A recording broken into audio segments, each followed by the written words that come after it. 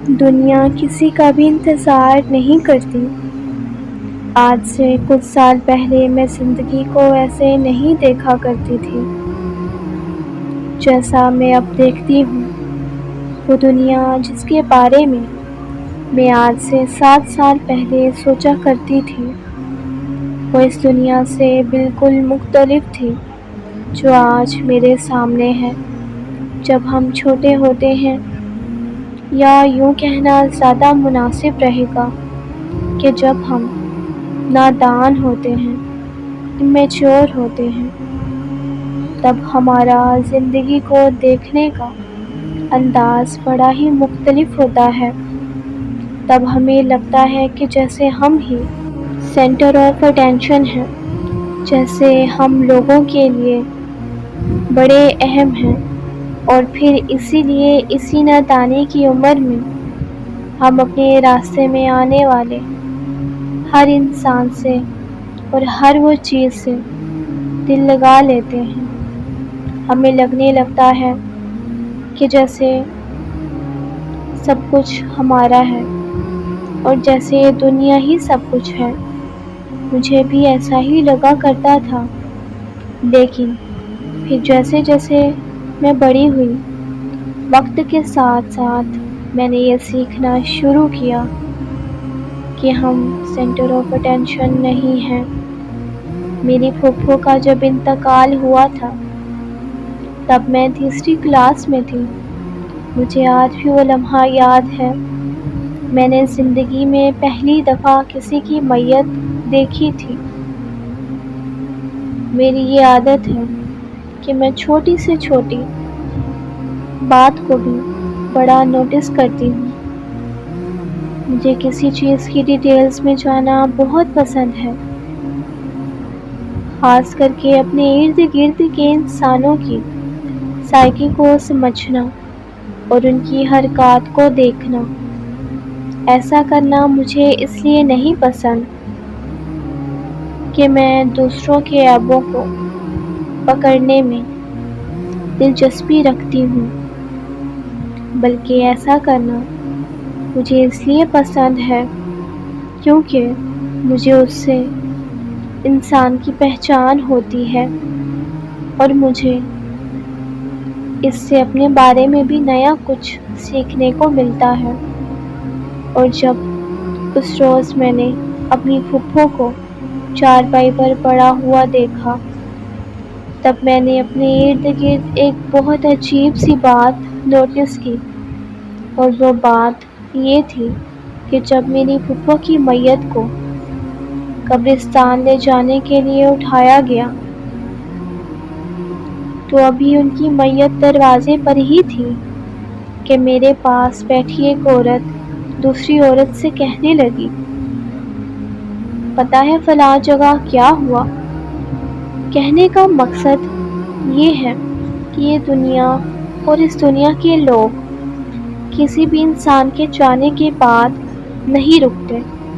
انسان کی زندگی کسی انسان کے جانے کے بعد ویسے ہی گزرتی ہے جیسی ہی وہ پہلے گزرا کرتی تھی۔ آپ جس انسان کو اپنا سب کچھ سمجھ بیٹھے ہیں، یہ آپ کی بھول ہے کہ وہ بھی آپ کو اپنا سب کچھ سمجھتا ہوگا۔ تو پیارے بہن بھائیوں، کوئی بھی کسی کا نہیں۔ یہ جو دنیا ہے، یہاں آپ کے والدین کے علاوہ باقی سب رشتے آپ کے سگے نہیں ہیں۔ آپ جس انسان کو اپنا سب کچھ سمجھ کر اپنے اللہ پاک کو جس کی خاطر ناراض کرتے ہیں، کل کو وہ انسان آپ سے دور ہو جائے، یا وہی انسان آپ کو ہرٹ کرے، تو یہیں سے آپ اندازہ لگا لیں۔ پیارے بہن بھائیوں، اگر آپ انسانوں سے امید لگائیں گے تو آپ بہت تکلیف اٹھائیں گے، اور یہی چیز اور یہی امید پورے یقین کے ساتھ اگر آپ اللہ پاک کے ساتھ لگائیں گے تو وہ پاک ذات کبھی بھی آپ کا یقین ٹوٹنے نہیں دے گی، اور آپ کو تھام لے گی۔ اور پھر آپ اپنی زندگی میں خود معجزات ہوتے ہوئے دیکھیں گے۔ میں بس اس ویڈیو کے آخر میں یہی کہنا چاہوں گی کہ آپ اپنے کام سے کام رکھا کریں، لوگوں کے لیے فضول کام مت کریں، اور جتنا ہو سکے اپنا زیادہ سے زیادہ ٹائم اللہ پاک کو دیں۔ جتنا آپ ٹائم اللہ پاک کے لیے نکالیں گے، آپ کی زندگی اتنی ہی آسان ہوتی چلی جائے گی۔ میں یہ نہیں کہہ رہی کہ سارے کام چھوڑ کے آپ سارا دن اللہ اللہ کرتے رہیں، کریں گے تو یہ اور اچھی بات ہے۔ آپ اپنے کام بھی کریں جو کام آپ کے کرنے کے ہیں، اور اس کے علاوہ آپ اپنے اللہ پاک کو ضرور یاد کیا کریں۔ تو جو آپ سے سچی محبت کرتا ہے وہ آپ سے سب سے زیادہ محبت کرتا ہے، جو کہ انسان کبھی نہیں کر سکتا۔ انسان بس باتیں کر سکتا ہے، دکھاوا کر سکتا ہے، پر وہ محبت نہیں کر سکتا جیسی محبت ہم سے اللہ پاک کرتا ہے۔ مگر ہم پھر بھی بڑے پاگل ہیں، یہ جاننے کے بعد بھی ہم اپنے اللہ پاک کو ایک انسان کی خاطر ناراض کر بیٹھتے ہیں، یا پھر اپنی زندگی میں گناہ کرتے چلے جاتے ہیں، اور اسی طرح ہم اپنی زندگی گناہ میں گزار دیتے ہیں۔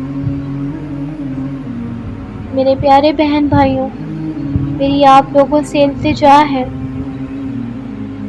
کہ جتنا ہو سکے خود کو گناہوں سے بچائیں۔ گناہوں سے بچانا بھی ایک عبادت ہے۔ میری ویڈیو یہیں پہ ختم ہوتی ہے۔ اگر آپ کو میری ویڈیو اچھی لگی ہو تو لائک، شیئر، سبسکرائب لازمی کیجیے گا، تاکہ میری اس طرح کی ویڈیوز آپ کو ملتی رہیں۔ ہمیشہ خوش رہیں اور دعا میں یاد رکھیں، اور جو کوئی بھی میری ویڈیو دیکھ رہا ہے، میری دعا ہے کہ اللہ پاک اس کو بھی ہمیشہ خوش رکھے۔ اللہ حافظ۔